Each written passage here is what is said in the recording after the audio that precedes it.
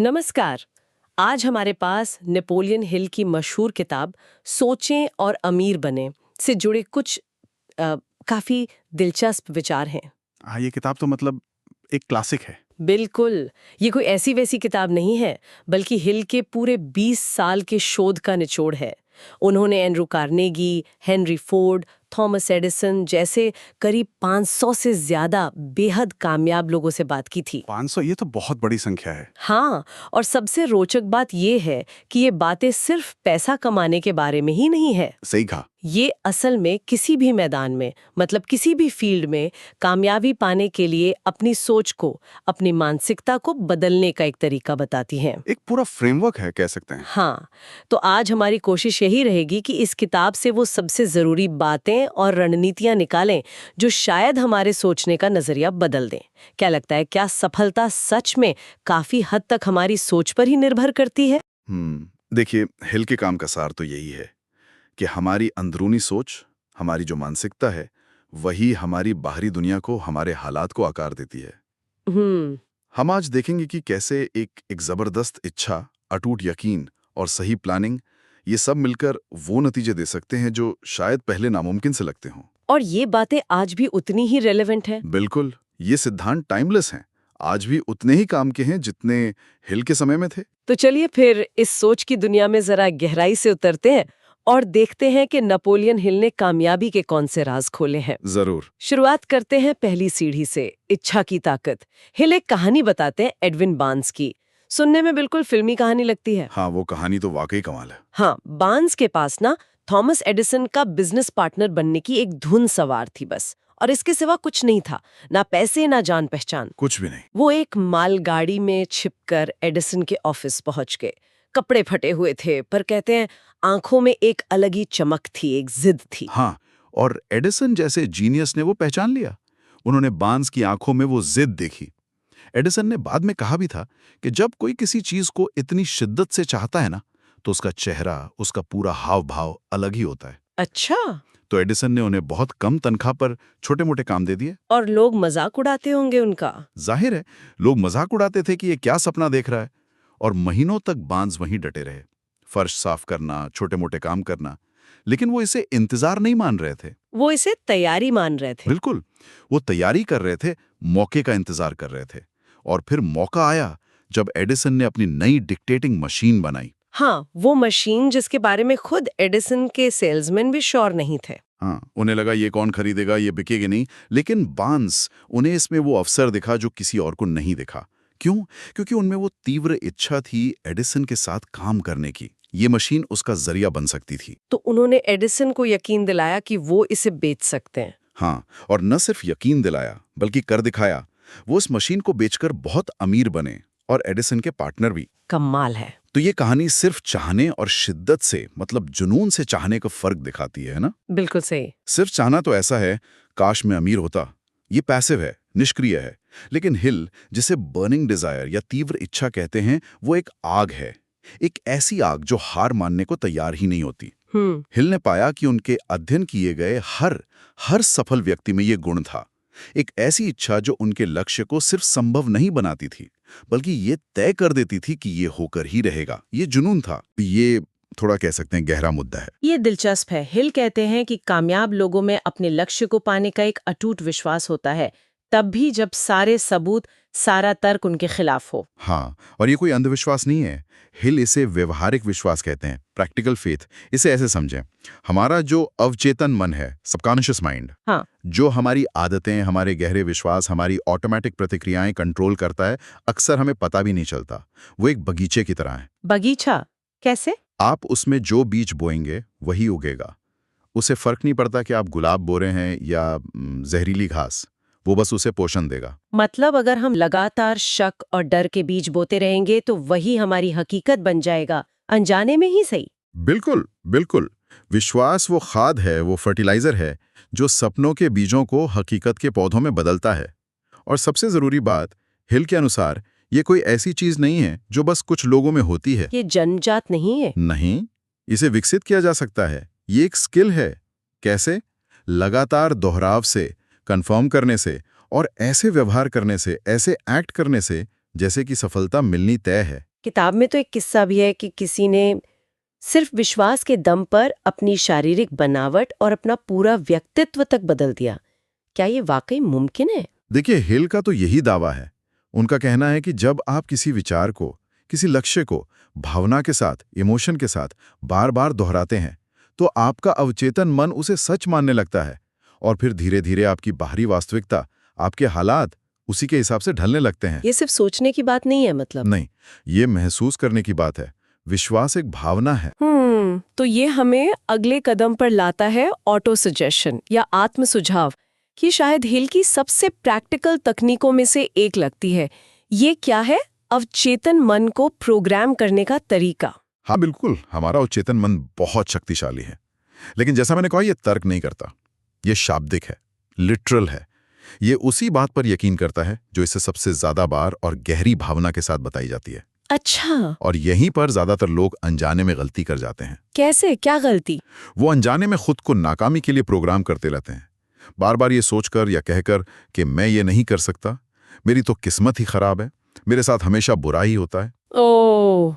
अवचेतन मन इन बातों को निर्देश की तरह लेता है और फिर वैसी ही परिस्थितियां बनाता जाता है जिससे ये बातें सच साबित हों। लेकिन कामयाब लोग इसका ठीक उल्टा करते हैं। हाँ, वो जानबूझकर कॉन्शियसली दोहराव के साथ और भावनाओं से भरे हुए सकारात्मक वाक्यों का इस्तेमाल करके अपने दिमाग को, अपने इंटरनल कंप्यूटर को रीप्रोग्राम करते हैं। तो ये सिर्फ पॉजिटिव थिंकिंग नहीं है? नहीं, ये सिर्फ खोखली पॉजिटिव बातें बोलना नहीं है। हिल का एक खास फॉर्मूला था इसके लिए। क्या फॉर्मूला था? कि आप जो चाहते हैं उसे एकदम साफ शब्दों में लिखें, उसे हासिल करने की एक निश्चित तारीख तय करें, ये बताएं कि उस चीज के बदले में आप क्या देने को तैयार हैं, क्योंकि मुफ्त में कुछ नहीं मिलता। फिर एक पक्का प्लान बनाएं कि उसे कैसे हासिल करेंगे, और इस पूरे लिखे हुए बयान को रोज सुबह उठते ही और रात को सोने से पहले जोर से पढ़ें। रोज? हाँ, रोज। और सिर्फ पढ़े नहीं, बल्कि पढ़ते हुए ये कल्पना करें और महसूस करें कि वो चीज आपको मिल चुकी है। वो भावना, वो इमोशन बहुत जरूरी है। ये तो एक तरह का रोज का मानसिक अनुष्ठान, एक रिचुअल जैसा हुआ। हाँ बिल्कुल। हिल ने पाया कि सबसे कामयाब लोग इसे एक आदत बना लेते थे। वो अपनी सफलता की तस्वीर को इतनी बार अपने मन में देखते और महसूस करते थे कि वो उनके लिए उनकी मौजूदा हकीकत से ज्यादा असली लगने लगती थी। कमाल है। अच्छा, अब बात करते हैं ज्ञान की, नॉलेज की। स्कूल में तो हमें सिखाया जाता है कि भाई ज्यादा से ज्यादा जानकारी हासिल करो, जनरल नॉलेज बढ़ाओ। लेकिन हिल कुछ और कहते हैं। वो कहते हैं कि सिर्फ सामान्य ज्ञान से अमीर बनना बहुत मुश्किल है। हाँ, कामयाबी के लिए खास तरह के स्पेशलाइज्ड ज्ञान की जरूरत होती है। ये बात थोड़ी चौंकाने वाली लग सकती है, पर हिल के हिसाब से यह सच है।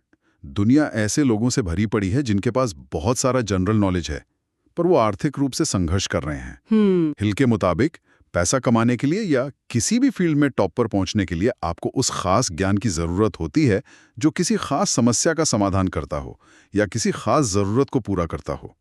Specialised knowledge. लेकिन फिर हिल एक और मजेदार बात कहते हैं।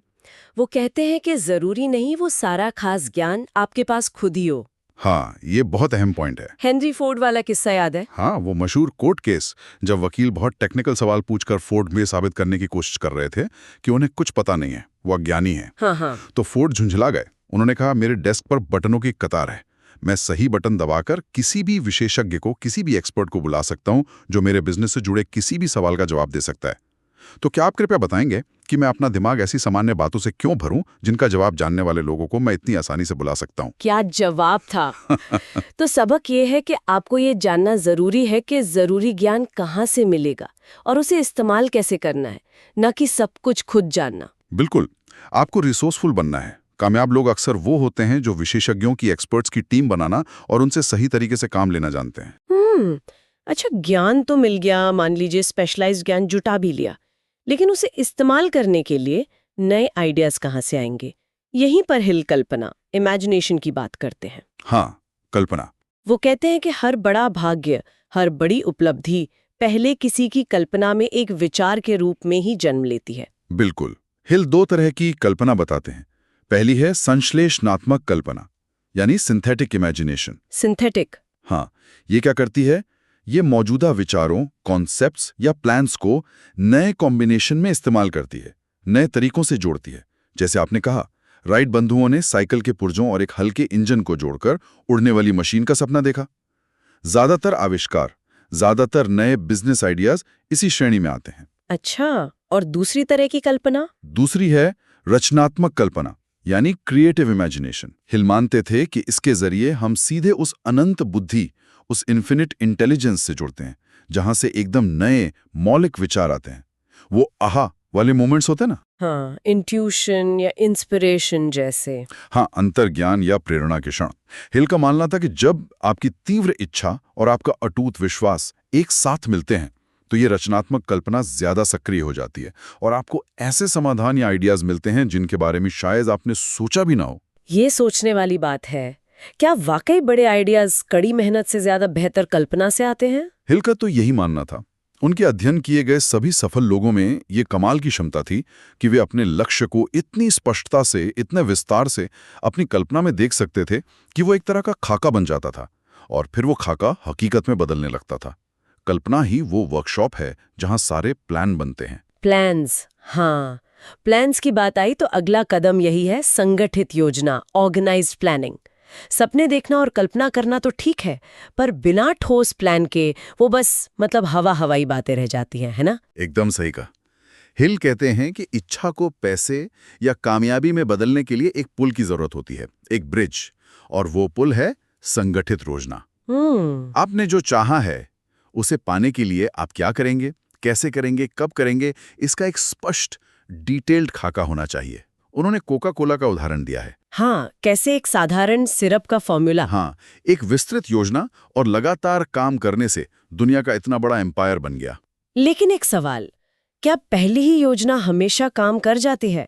असल जिंदगी में तो ऐसा बहुत कम होता है। बिल्कुल नहीं, और यही तो सबसे अहम बात है। हिल ने पाया कि लगभग हर कामयाब इंसान की पहली योजना फेल हुई थी। कई बार तो कई योजनाएं फेल हुई। अच्छा? लेकिन वो इसे हार नहीं मानते थे। उनके लिए असफलता सिर्फ एक सिग्नल था, एक फीडबैक था कि योजना में कुछ गड़बड़ है, इसे बदलने की, इसे बेहतर बनाने की जरूरत है। तो राज ये है कि तब तक प्लान बनाते रहो, उसे सुधारते रहो, एडजस्ट करते रहो, जब तक वो काम ना करने लगे। बिल्कुल, परसिस्टेंस चाहिए प्लानिंग में भी, और इसमें अक्सर अकेले काम नहीं बनता। हिल मास्टरमाइंड समूह के महत्व पर बहुत जोर देते हैं। मास्टरमाइंड, ये क्या है? यानी ऐसे भरोसेमंद सलाहकारों या साथियों का समूह जिनके साथ आप अपनी योजनाओं पर विचार विमर्श कर सकें, उनसे सलाह ले सकें, उनके ज्ञान और अनुभव का फायदा उठा सकें। सफलता अक्सर टीम वर्क का नतीजा होती है। अकेले सब कुछ करना बहुत मुश्किल है। सही बात है। योजना बन गई, टीम भी शायद मिल गई, लेकिन फिर आता है वो मुश्किल मोड़, फैसले लेने का वक्त, डिसीजन मेकिंग। हिल का इस पर क्या कहना है? ये तो बहुत लोगों की कमजोरी होती है, टाल मटोल करना, प्रोक्रेस्टिनेट करना। हाँ, और इस पर हिल ने एक बहुत ही चौंकाने वाली बात देखी। उन्होंने पाया कि कामयाब लोग आमतौर पर फैसले जल्दी लेते हैं और अगर जरूरत पड़ती भी है तो उन्हें बहुत सोच समझकर धीरे धीरे बदलते हैं। और नाकामयाब लोग? वो ठीक इसका उल्टा करते हैं। वो फैसले बहुत धीरे धीरे लेते हैं, अगर लेते भी हैं तो, और फिर उन्हें बहुत जल्दी जल्दी और बार बार बदलते रहते हैं। जरा सी मुश्किल आई, फैसला बदल दिया। ऐसा क्यों होता है? हिल का मानना था कि ज्यादातर लोगों के पास अवसरों की कमी नहीं होती, मौके तो आते हैं, कमी होती है पक्के दृढ़ फैसले लेने की हिम्मत की। मौका सामने आता है पर वो सोचते रह जाते हैं, 100 लोगों से सलाह लेते रह जाते हैं, हिचकिचाते रहते हैं, और जब तक वो शायद फैसला लेने को तैयार होते हैं तब तक मौका हाथ से निकल चुका होता है। उन्होंने अमेरिका की स्वतंत्रता की घोषणा पर हस्ताक्षर करने वाले 56 लोगों का उदाहरण दिया है। सोचिए, उन्होंने एक ऐसा फैसला लिया जिसकी कीमत उनकी जान या उनकी सारी जायदाद हो सकती थी, पर उस एक दृढ़ फैसले ने एक नया देश बना दिया। तो फैसला लेना अपने आप में एक ताकत पैदा करता है, एक मोमेंटम बनाता है। हाँ बिल्कुल। जब आप सच में पूरी तरह से तय कर लेते हैं कि कुछ करना है, तो आपका दिमाग उसे करने के तरीके खोजने लगता है। सारी एनर्जी उस तरफ लग जाती है। दुविधा और टालमटोल जो हैं, वो दिमागी धुंध पैदा करते हैं, कंफ्यूजन बढ़ाते हैं, जबकि फैसला लेजर जैसा फोकस लाता है। सही है। फैसला ले लिया, योजना बना ली, काम शुरू कर दिया, पर मुश्किलें तो आएंगी ही। यहीं पर शायद सबसे जरूरी चीज आती है, दृढ़ता, परसिस्टेंस। हाँ, शायद पूरी किताब का ये सबसे अहम सबक है। हिल कहते हैं कि इच्छा शक्ति और थोड़ी सी ज्यादा दृढ़ता के अलावा कामयाबी और नाकामी के बीच अक्सर कोई ज्यादा फर्क नहीं होता, बस थोड़ा सा और टिके रहना। हाँ, दृढ़ता कोई ऐसा अनोखा गुण नहीं है जो किसी में होता है किसी में नहीं। ये एक आदत है, हैबिट, और ज्यादातर लोग इस आदत को अपनाने से ठीक पहले ही हार मान लेते हैं। वो सोने की खान खोदने वालों की कहानी है ना, जो सोने की एक बहुत बड़ी नस से सिर्फ 3 फीट पहले रुक गए और चले गए। बाद में किसी और ने खोदा तो उसे मिल गया। बिल्कुल। और ऐसे अनगिनत उदाहरण हैं। आविष्कारक जो अपनी खोज पूरी होने से बस एक कदम पहले प्रोजेक्ट छोड़ देते हैं। बिजनेसमैन जो मुनाफे के कगार पर पहुंचकर दुकान बंद कर देते हैं। हिल कहते हैं कि ज्यादातर असफलताएं असल में अस्थायी हार होती हैं, जिन्हें लोग स्थायी मान लेते हैं। लेकिन लगातार लगे रहना, खासकर जब कुछ काम न कर रहा हो, जब नतीजे न दिख रहे हों, वो बहुत मुश्किल होता है। इसका रहस्य क्या है? कैसे टिके रहें? रहस्य ये है कि दृढ़ता का मतलब आंख बंद करके बस मुसीबतें झेलते जाना नहीं है। इसका मतलब है कि मुश्किलों और निराशाओं के बावजूद अपनी उस तीव्र इच्छा और अपनी संगठित योजना पर टिके रहना, फोकस बनाए रखना। ये तब होता है जब आपका लक्ष्य, आपकी क्यों, आपके मन में इतनी साफ और मजबूत हो कि छोटी-मोटी असफलताएं, अस्थायी रुकावटें आपको डिगा ना सकें। आपने अपनी क्यों को इतना बड़ा बना लिया है कि कैसे की मुश्किलें आपको छोटी लगने लगती हैं। और इसमें शायद वो मास्टरमाइंड समूह भी मदद करता होगा, जिसकी बात हमने पहले की थी। एक सपोर्ट सिस्टम। निश्चित रूप से बहुत मदद करता है। हिल ने पाया कि शायद ही कोई बड़ा भाग्य, कोई बड़ी कामयाबी अकेले इंसान ने बनाई हो। हर बड़ी सफलता के पीछे कई दिमागों का तालमेल होता है, जो एक साझा लक्ष्य के लिए, एक कॉमन पर्पस के लिए मिलकर काम करते हैं। इसी को उन्होंने मास्टरमाइंड सिद्धांत कहा। तो ये सिर्फ बिजनेस पार्टनर्स या कर्मचारियों की टीम से बढ़कर है? हाँ, ये उससे कहीं ज्यादा गहरा है। ये एक तालमेल है, एक हार्मनी है। जब दो या दो से ज्यादा दिमाग एक निश्चित मकसद के लिए पूरी ईमानदारी और सद्भाव से साथ आते हैं, तो हिल के अनुसार एक तीसरी अनदेखी ताकत पैदा होती है, एक मास्टरमाइंड। अच्छा। और ये कलेक्टिव माइंड उन अलग अलग दिमागों के साधारण जोड़ से कहीं ज्यादा शक्तिशाली होता है। इसमें सिनर्जी होती है। एंड्रयू कार्नेगी ने इसका भरपूर इस्तेमाल किया। वो हमेशा खुद को ऐसे लोगों से घेर कर रखते थे जिनकी विशेषज्ञता उनकी अपनी कमियों को पूरा करती थी। तो मतलब सफलता एक टीम गेम है हमेशा, भले ही आप सोलोप्रेन्योर क्यों ना हो। बिल्कुल। आप हमेशा किसी न किसी के साथ इंटरैक्ट कर रहे होते हैं। आपके ग्राहक, आपके सप्लायर्स, आपके मेंटर्स, आपका परिवार, दोस्त, ये सब कहीं ना कहीं आपके मास्टरमाइंड का हिस्सा बन सकते हैं। कामयाब लोग ऐसे रिश्ते बनाने में माहिर होते हैं जहां सबका फायदा